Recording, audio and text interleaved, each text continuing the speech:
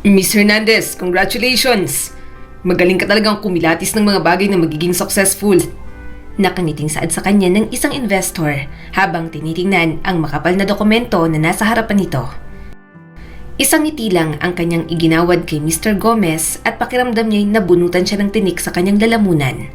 Lalo na't nalaman niyang nagustuhan nito ang kanyang business proposal. Ipapaasikaso ko na lang po sa sekretary ko ang mga papeles na kailangan niyong pirmahan.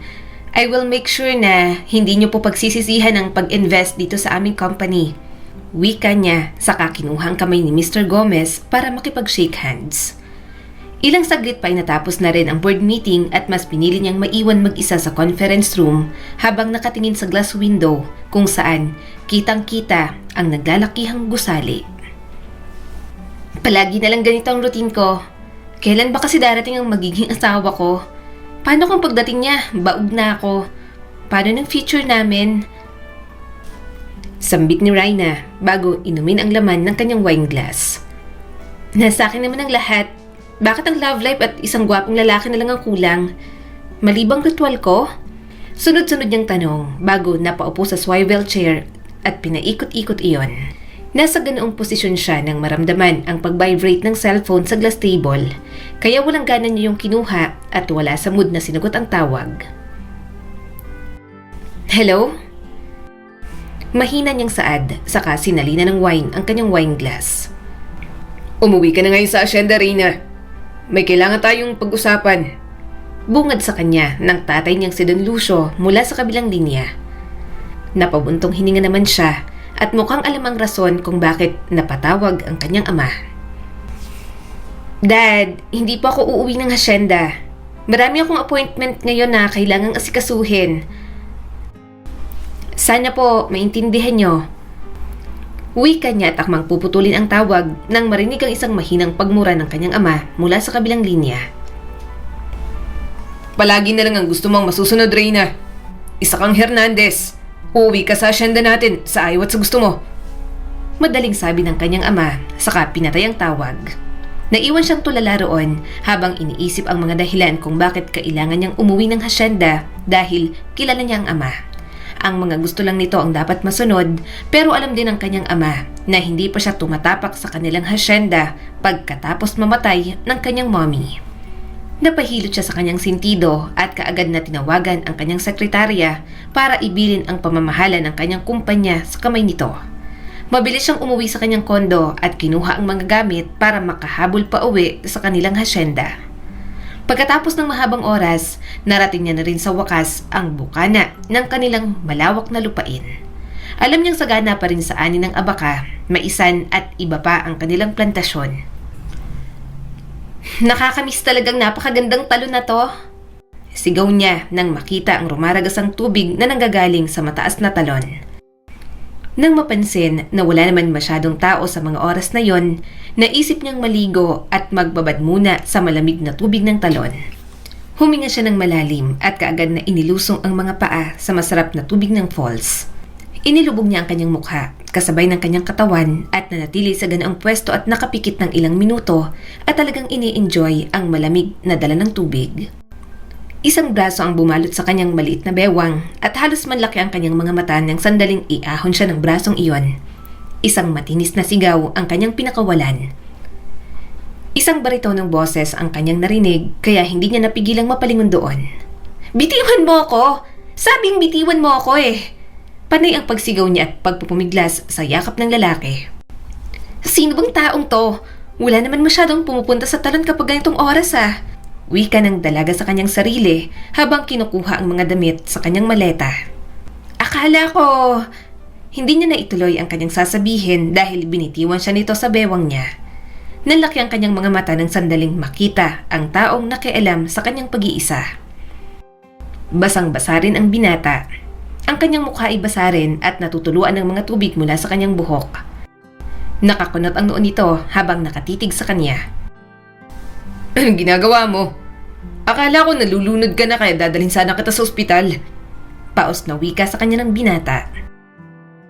Anong ginagawa ko? Ikaw, anong ginagawa mo? You're invading my privacy.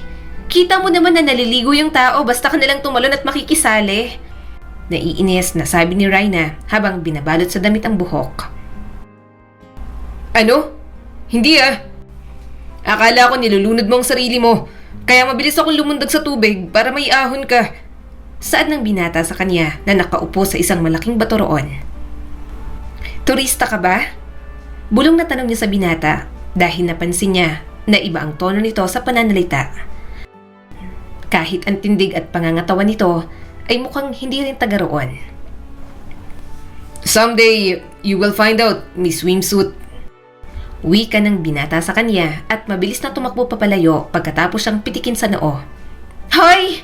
Bumalik ka rito! Hindi pa tayo tapos! Malakas niyang sigaw at akmang susundan ang binata pero kaagad din siyang napatid sa sanga ng kawayan. Habang tinatahak ang daan papunta sa kanilang mansyon, kumukulo naman ang dugo niya sa antipatikong lalaki na gumugulo sa kanya kanina. Reyna Lord Hernandez, my favorite daughter. Saad ni Don Lucio sa kanya. Isang tipid na pagtango ang kanyang ginawa nang pisilin ng kanyang ama ang malasyopaw niyang pisngi. May gusto kong ipakilala sa'yo. Isang bagong hardinero natin dito sa mansyon. Ilang saglit pa ay naramdaman niya sa kanyang likuran ang mga mabibilis na hakbang ng isang tao na sobrang pamilyar sa kanya. Rhina, anak, gusto kong makilala mo si Dylan Valenzuela. Isang malaking ngiti ang iginawad sa kanya ni Don Lucio at halos tawagin niya na ang lahat ng kaluluwa para tangayin siya o hindi kaya'y magpalunod sa dagat nang makita ang taong tinawag nilang Dylan. Gumuhit ang pagkagulat sa mga mata ng dalaga. Ikaw? Sabay na sigaw nila sa isa't isa. Gulat na napatingin sa kanyang ama dahil parehong gulat na gulat sila ni Dylan nang makitang isa't isa. Magkakilala na ba kayo ng anak ko Dylan? Kauwi lang yan galing sa syudad kaya imposibleng kilala mo yan at minsan lang yan pumunta dito. Saan kayo nagkakilala? Puno ng kuryosidad na tanong ni Don Lucio sa binata na ngayon ay matalim na nakatingin sa dalaga. Tiningnan niya si Dylan at pilit na pinanlilisikan ito ng mga mata.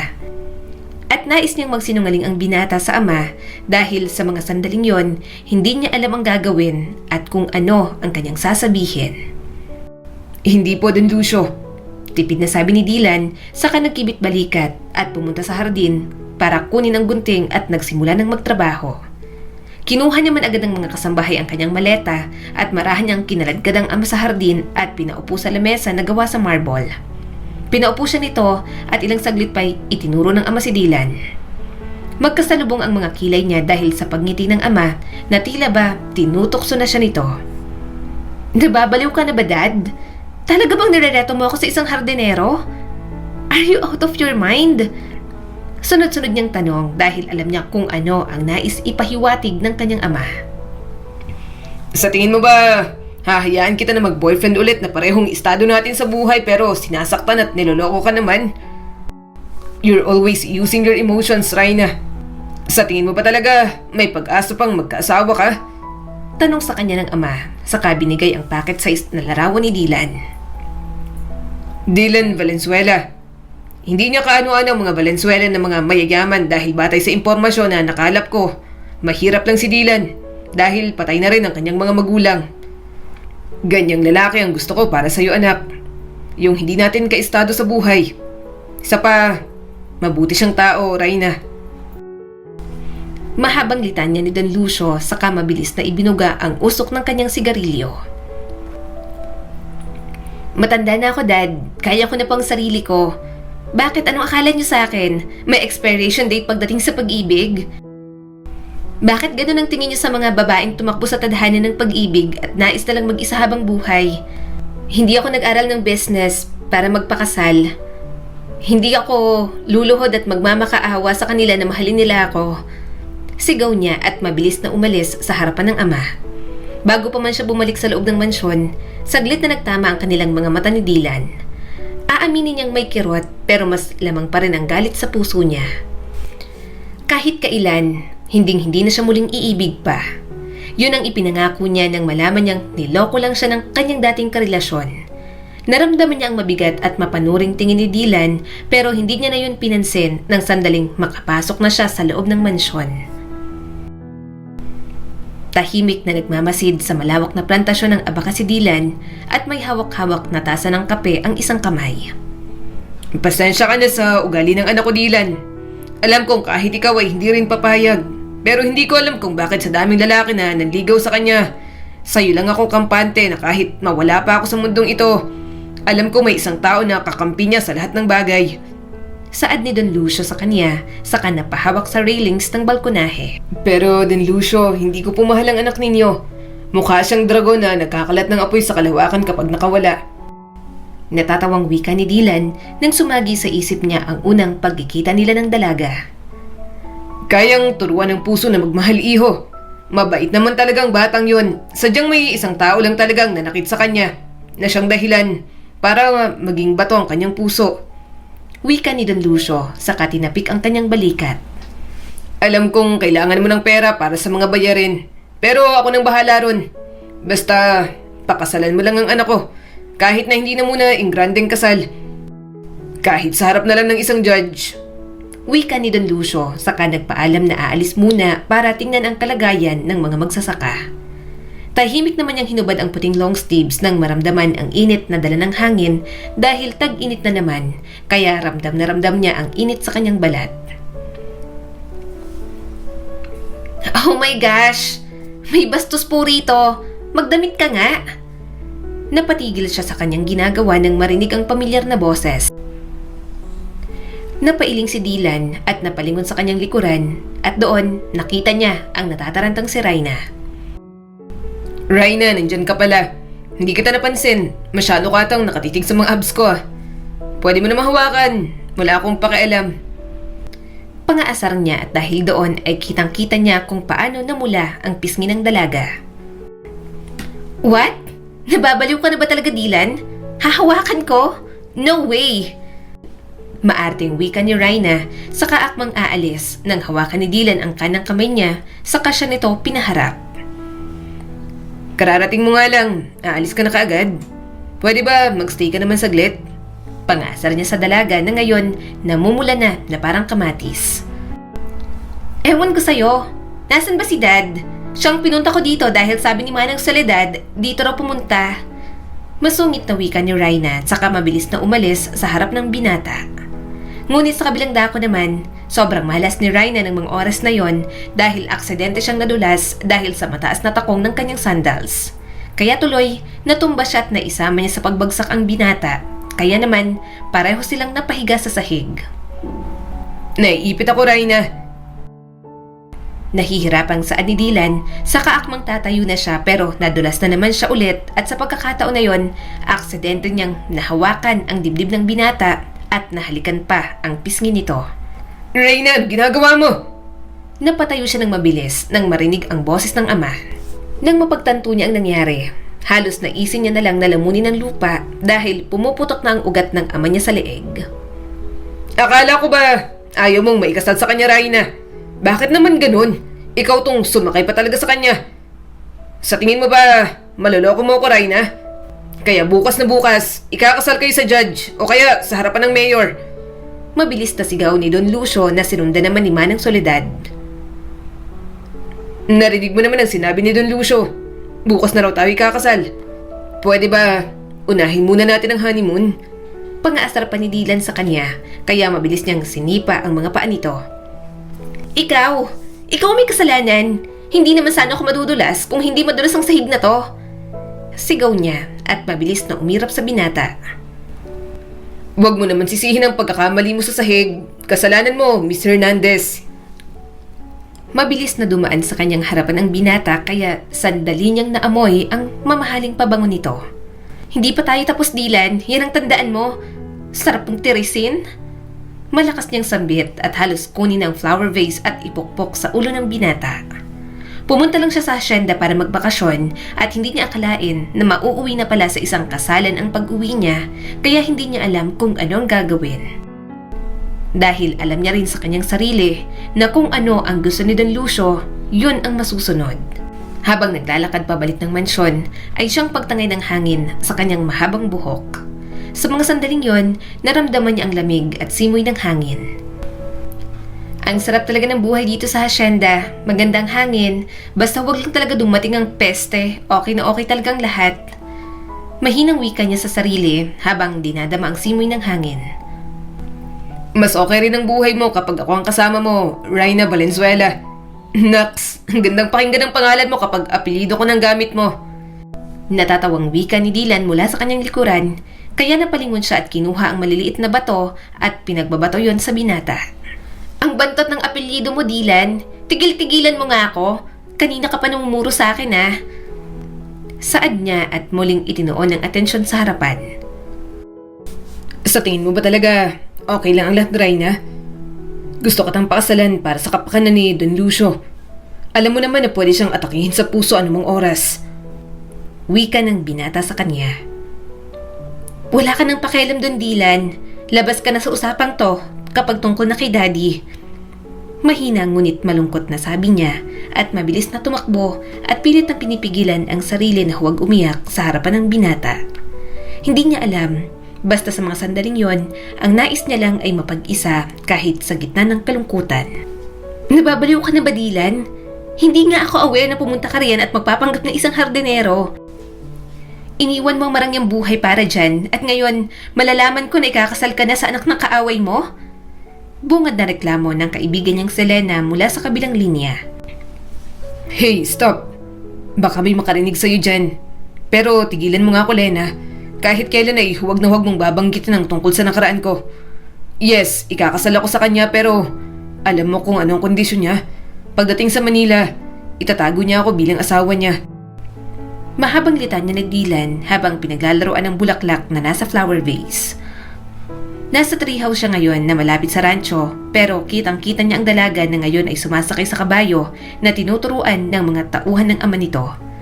Umiling siya dahil kitang-kita niya ang masayang ngiti ng dalaga at parang may kiliti siyang nararamdaman nang makita iyon. Isang Valenzuela, ginawang hardinero at secret husband? Joke ba to? Natatawag sabi ni Lena mula sa kabilang linya, kaya sobrang inis niya na pinatay ang tawag na yon. Walang pwedeng makaalam ng sekreto niya dahil hindi pa yon ang tamang panahon. Hindi pa niya mahanap ang kwintas na pagmamayari ng kanyang ama. Napabalik siya sa pagkakahiga nang biglang bumukas ang pinto ng treehouse. Anong ginagawa mo dito, Rhina? Tapos ka na ba sa pag-entertain sa mga lalaki ng papa mo? Inis na wika niya na parabang nagsiselos na jowa. Tigil-tigilan mo nga ako, Dylan. Wala akong ganang makipag-away ngayon. Pero umalis ka dyan dahil kakain tayo at tinatawag ka na ni Daddy. Wika ng dalaga at mabilis na umalis sa kanyang harapan. Ginulo niya ang buhok nang mapansin na nakangiti siya habang nagsasalita si Rhina. Nang makababa siya mula sa treehouse, nakita niya si Rhina na tahimik na kinakargang isang aso. So, mahilig ka pala sa mga aso? Puno ng kuryosidad na tanong niya at kinuha sa dalaga ang aso at siya ang nagbitbit nun. Matagal na, sadyang ayaw lang talaga ni Papa dahil allergic siya dyan. Wika ni Rhina at muling bumalik sa pagiging tahimik. Pwede naman akong mag-alaga ng mga aso para naman may makalaro ka at makayakap ka. Kung hindi ka pwede, ako na lang ang bahala. Puntahan mo na lang sa treehouse para hindi ka pagalitan ng daddy mo. Seryosong wika niya kaya sobrang saya ni Rhina at niyakap siya nito. Talaga? Seryoso ka? Talagang gagawin mo yon? Thank you, Dylan. Sandali lang, Rhina. Hindi ako makahinga. Nauutal niyang wika kaya bahagyang humiwalay ang dalaga sa kanya. Bago pa man sila makarating sa mansyon ay ibinili niya muna sa isang kakilala ang napulot na aso at sinabihan na babalikan na lang mamaya pagkatapos nilang mag-usap kay Don Lucio. Pero may mga ilang bagay na nagpipigil sa kanila na huwag nang bumalik sa mansyon at huwag nang kausapin pa ang daddy nito. Kaya niyaya niya ang dalaga na puntahan ang falls kung saan sila unang nagkita. Akala ko ba kakausapin mo si Daddy? Anong ginagawa natin dito? Tanong ni Rhina sa kanya pero tinapik niya lang ang dalaga sa balikat. Ilang saglit pa, narinig niya ang pagsipol ng kaibigang si Ryan na nandoon sa hasyenda at nagpapanggap na isang magsasaka. Kagaya niya ay may mga bagay ding tinatakasan ng lalaki. Si Ryan na isang business owner na masipag sa umaga at babaero sa gabi na lang ang kulang sa kanila. Gusto niyo bang lumangoy? Ikaw ba si Rhina Hernandez? Naikwento ka kasi sa akin ni Dylan. Mukha ka namang hindi masungit. Wika ni Ryan at mabilis na naghubad ng pang-itaas na damit sa kanilang harapan. Nauwi sa matinding asaran ang buong paligid habang abala naman sa paglibot ng mga kuryosong mga mata niya si Rhina at doon niya lang napansin na may mga ibang tao rin palang naliligo roon. Habang makulimlim ang panahon ay mas lalo niyang naramdaman ang malamig na tubig ng talon. Nagyayelo ang lamig roon pero sa araw-araw na pagpunta niya, nasasanay na rin siya. Lumangoy siya papunta sa gitna at hinayaan ang sarili na magpalutang-lutang. Naiintindihan niya kung gaano katahimik ang buhay na mayroon ang mga tao roon. Pero hindi niya pa rin mawari kung bakit gustong-gusto pa rin ng mga ito na pumunta ng syudad na punong-puno naman ng mga problema. Gusto mo bang manghuli ng mga isda at ihawin natin, Rhina?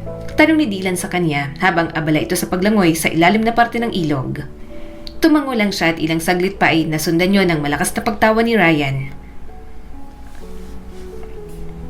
As if naman kumakain niya ng isda, Dodong. Ano ka ba? Pakainin mo yun ng baboy. Lago tayo kay Don Lucio kapag hindi nakakain ng tama ang unika-iha niya. Mapang-asar na sabi ni Ryan sa kanya at bahagya siya nitong tinalsikan ng tubig sa mukha. Umayos ka nga, Ryan. At saka huwag mo kong tawaging Dodong. Naiinis na sabi naman ni Dylan saka umakyat sa batuhan sa gilid ng falls. Saan ka pupunta? Natatarantang tanong ni Ryan sa binata nang makita kung paano itong nahirapan sa pag-akyat. Ngayon, kitang-kita niya ang maskuladong katawan ng binata. Bakat na bakat ang biceps nito sa bawat paghawak sa bato. Tila ba isang magaling na sculptor ang lumilok sa lalaki. Napalunok siya ng ilang beses dahil sa magandang tanawin na yon. Sa taas! Kukuha ko ng isda! Sigaw naman ni Dylan. Ryan, isabit mo nga sa lubi ng basket para malagyan ko ng mga isda. Sasama ako sa iyo, Dodong! Pangaasar niya rin at akmang aahon para pumunta sa batuhan nang maramdaman niya ang kamay ni Ryan sa balikat niya. Huwag ka nang umakyat doon. Malalagot ako kay Dylan kapag nasugatan ka pa. Hintayin na lang natin siya, total magaling naman yun mahuli ng isda. Wika ni Ryan at wala siyang nagawa kundi ang sumimangot nang marinig iyon. Lumipas ang kalahating oras, bumalik din sa wakas ang lalaki at may bitbit na itong mga ilang isda. Para siyang bata na sinalubong si Dylan na tila ba kanina lang ay para silang aso at pusa kung magbangayan. Naks naman, di talaga kayo nahiya, no? Talagang sa harapan ko pa, no? Natatawang sabi ni Ryan, saka kinuha ang mga isda kay Dylan at ito na ang nag-ihaw. Abala si Ryan sa pag-aayos ng mga damit na nasa batuhan nang mapansin niya ang dalawang lalaki na seryoso sa pag-uusap. Nagkibit balikat lang siya dahil doon at itinuon na lang ang atensyon sa pagsusuklay ng buhok gamit ang mga daliri. Sa kabilang dako naman, habang abala sa pag-iihaw ang dalawang binata, seryosong nagtanong si Ryan kay Dylan. You're really out of your mind, Dylan. Pinaghirapan mong makapasok sa asyenda na to. Tapos malalaman kong ikakasal ka na pala.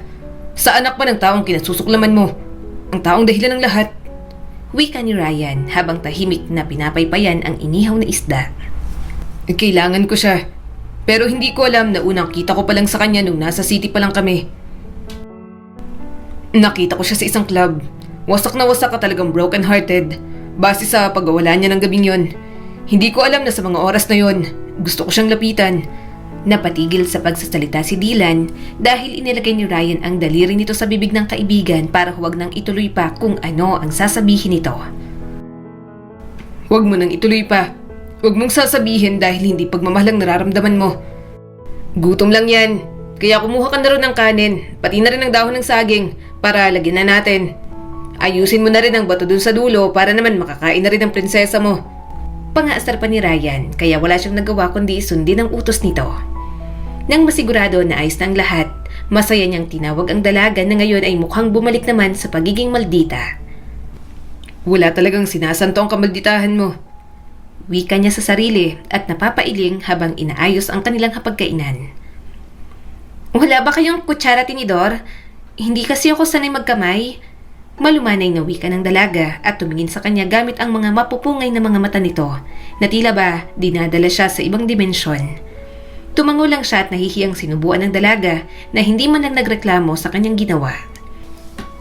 Masaya silang tatlo na kumain doon at nang mapansin niya ang isang magsasaka, inutusan niya ito na sabihan si Don Lucio na kasama niya si Rhina para huwag na itong mag-alala. Kailangan niyang kilalanin pa ng husto ang dalaga. Mas malalim, mas mabuti para malaman niya rin kung ano ang kahinaan nito at ang mga bagay na alam niyang ikababagsak ng dalaga. Sumapit ang gabi at tanging naiwan silang dalawa dahil bumalik na sa treehouse si Ryan. Kaya no choice na siya at naiwan siya kasama si Rhina. Dumating ba sa punto ng buhay mo na umalis ng hasyenda para hanapin ang kapalaran sa ibang lugar? Tanong ni Rhina sa kanya habang nakaupo sila sa damuhan sa gilid ng ilog. Sa mga oras na yon, tanging huni ng ibon, kuliglig ng ibang insekto at mga payapang tunog ng rumaragasang tubig ng talon. May pangarap ka ring ba, Dylan? Dagdag na tanong ni Rhina sa kanya, kaya isang tipid ng ngiti ang iginawad niya sa dalaga. Kapag nalulungkot ako at pakiramdam ko'y maraming hadlang sa pangarap ko, tumitingin lang ako sa mga bituin at buwan na tila kinakausap ko sila. Dahil sa tuwing makikita kong mga yon, mas lalong nananaig ang boses sa puso ko na dapat kong tuparin ang pangarap na yon. Sagot niya sa dalaga na ngayon ay tahimik din na nakatingin sa kanya. Tumango si Rhina at tumingala sa langit. Tama ka, nasa itaas ang mga stars katulad ng mga pangarap natin. Hindi nila pwedeng sirain yon. Gusto mo subukan na isulat ang mga pangarap mo sa bituin? Tanong sa kanya ni Tanong naman ni Dylan. Nagtatakang tumingin si Rhina sa kanya. Paano? Hindi ako aware na kaya na palang isulat ang pangarap. Itinaas ni Dylan ang kanyang kamay. Connect the dots lang. Spell mo ang pangarap mo. Parang ganito. Ikinumpas nito ang daliri at parang ang nagsusulat sa hangin. Ano yon? Parang cursive naman eh. Hindi ko mabasa. Reklamo ni Rhina at ginaya rin ng lalaki. Anong hiniling mo? Tanong ni Dylan sa kanya. Wala naman, pero gusto ko sana pagbalik ko sa syudad, sumama ka sa akin. Kahit maging asawa, houseboy lang kita. Alam ko naman na papayag ka. Huwag ka nang umangal pa, Dodong. Wika ni Rhina, kaya wala siyang nagawa kundi ang magkibit-balikat na lang. Bakit hardinero ka lang pero ang galing mong mag-English? Puno ng kuryosidad na tanong ni Rhina nang mapansin ang bagay na iyon. It's for you to find out, Rereng. Pangaasar niya sa dalaga kaya kitang-kita niya kung paano mamula sa inis ang ilong nito. Anong tinawag mo sa akin? Rereng? Ang ganda-ganda ng pangalan ko tapos binababoy mo lang? How could you? Pinaghahampas ng dalaga ang balikat niya kaya wala siyang nagawa kundi ang tumawa ng malakas ng mga sandaling iyon. Para namang hindi mo ako tinawag na Dodong kanina. Wika niya at mabilis na pinisil ang pisngi ng dalaga para tumigil na ito sa paghampas sa kanya. Ayoko na, umuwi na tayo sa mansyon. Kanina ka pa talaga namumuro sa akin, Dodong ah. Hindi niya napinansin ang dalaga at inayos na ang mga gamit at babalik na sila sa treehouse. Mas magandang view sa treehouse, Rhina. Kaya halika na. Saad niya at tumalikod sa dalaga kaya hindi niya napansin na nakatulog na pala ito. Isang tipid ng ngiti ang sumilay sa mga labi niya. Marahan niyang kinarga si Rhina. Ang ganda mo talaga, Rhina. Pero sa kabila nun, gagawin ko ang lahat para sirain at saktan ng tatay mo. Pero kung masasaktan ka, matatalo siya. Mananalo ako. Pero, hindi ko alam pero parang hindi ko kayang gawin. Sabi niya sa sarili habang kinakarga ang dalaga pabalik sa treehouse. Tumingala siya sa langit na tila ba naghihintay na may dumaan na wishing star at humingi ng sign kung itutuloy ba niya ang nais niyang gawin. Mababaliw na siya sa isip kung itutuloy niya pa ba ang kanyang plano. Doon ka pa talaga natulog, Rhina. Ang akala ko'y maliligo ka lang kasama si Dylan. Alam na alam mo talaga kung paano sirain ang araw ko. Saad ng kanyang ama saka napahilot sa sentido nang maabutan niya ito na nagbabasa ng dyaryo at nagkakape sa balkonahe ng kanilang mansyon. Akala ko ba gustong gusto mo para sa akin ang lalaking yun, Dad? Bakit parang umiiba na at ang ihip ng hangin? Tanong niya saka kinuha ang toasted bread na nakahain sa lamesa. Hindi naman ako galit. Ang akin lang. Bakit niyo inunang 2 honeymoon kesa sa kasal? Saad ng kanyang ama saka sumimsim ng kape. Halos hindi niya mainguyan ng maayos ang tinapay ng marinig iyon. Napaka-hysterical talaga mag-isip ng kanyang ama pagdating sa mga bagay na ganito. Hindi mo naman kailangang ikasal sa kanya sa simbahan. Napirmahan na rin niya ang marriage certificate ninyo at ikaw na lang ang hinihintay. Baka sa susunod ay totoong kasalan na talagang mangyari sa inyo, anak. Saad ng kanyang ama, saka muling itinuon ng atensyon sa pagbabasa ng dyaryo. Babalik na pala ako sa kondo ko bukas, Dad. At kung papayag siya na sumama sa akin, sana payagan mo. Saad niya saka pinirmahan ng marriage certificate at kinuha ang diamond ring na nakasabit sa likuran nito. Para sa'yo nga pala yan, Rhina. Nakalimutan kong sabihin. Saad ng tatay niyang si Don Lucio, saka kinuha ang papel at iniwan siyang mag-isa sa balkonahe. Akmang tatawagin niya na sana ang mga kasambahay para mag-impake ng mga damit nang nakita niya ang maleta niyang nasa labas na ng kwarto niya. Inutusan po kami ni Don Lucio kagabi pa po. Saad ng isang kasambahay at yumuko pa sa kanya. Napatingin siya sa ama na ngayon ay masayang kausap si Dylan sa living room habang siya naman ay umuusok ang ilong sa galit.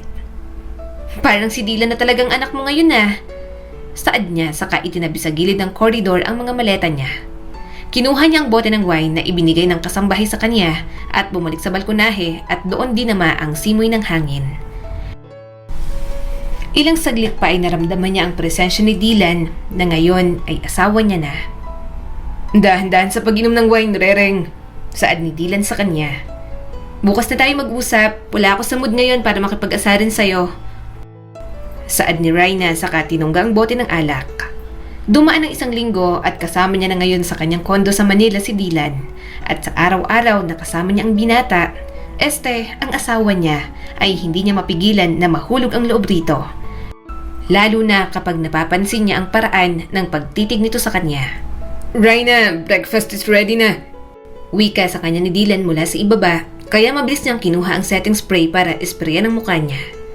Sandali lang, hindi pa ako tapos. Wika niya at mabilis na kinuha ang pabango. Nang matapos na ay agad niyang hinablot ang itim na handbag at blazer sa paanan ng kama nila. Habang pababa siya ng hagdan, naamoy niya ang aroma ng niluto ni Dylan.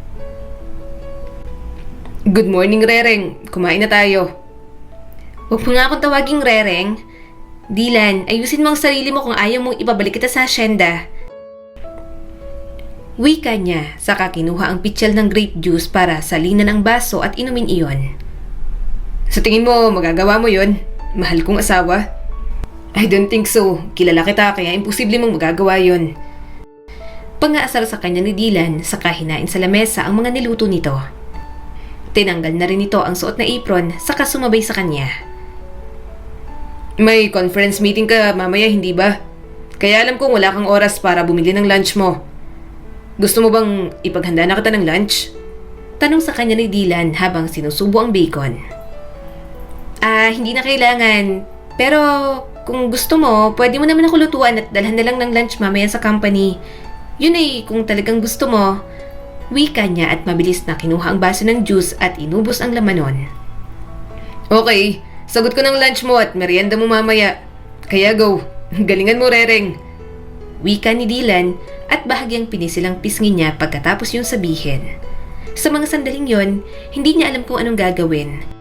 Ni hindi makapag-function ng maayos ang utak niya dahil kitang-kita niya ang ngiti ng lalaki. Para tuloy, nagdudulot yun ng kuryente sa kanyang sistema. Subukan mo pa talagang pisilin ang pisngi ko, malalagot ka sa akin. Wika niya at mabilis na kinuha ang bag nang ma-realize na malapit na siyang malate sa meeting. I need to go. Mag-enjoy ka dito, Dodong. Pangaasar niya pa, saka mabilis na tumakbo papunta sa garahe at kinuha ang itim na sasakyan at mabilis na yung pinaandar. Ilang oras pa nang matapos na ang lahat at makauwi siya sa kanyang bahay, naabutan niya sa kondo si Dylan at ang kanyang ama na ngayon ay nagtatalo. Kilala na kita, Dylan Valenzuela.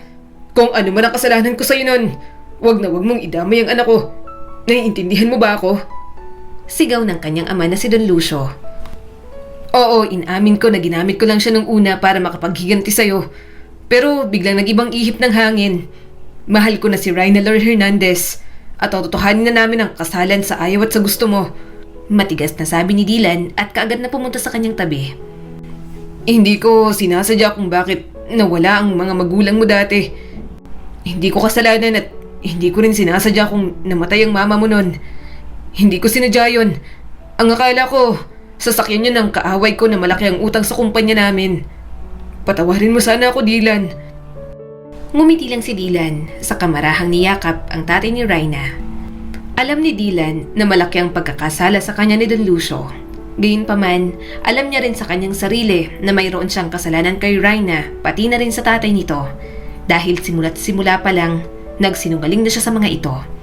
Gayunpaman, kailangan nilang umusad at patawarin ng isa't isa at ibaon na lang sa limot ang nangyayari sa nakaraan.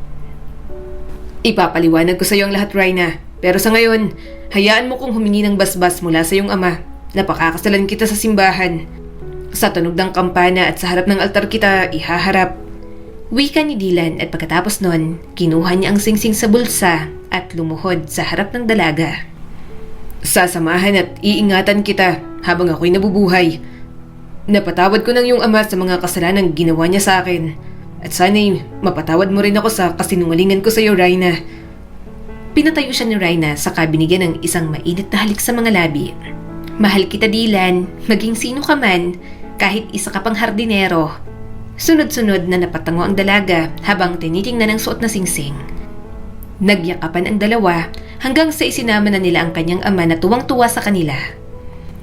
Hindi nakalimutan ni Rhina na umusal ng pasasalamat sa Diyos sa mga bagay na natutunan niya dahil sa pangyayari sa kanyang buhay.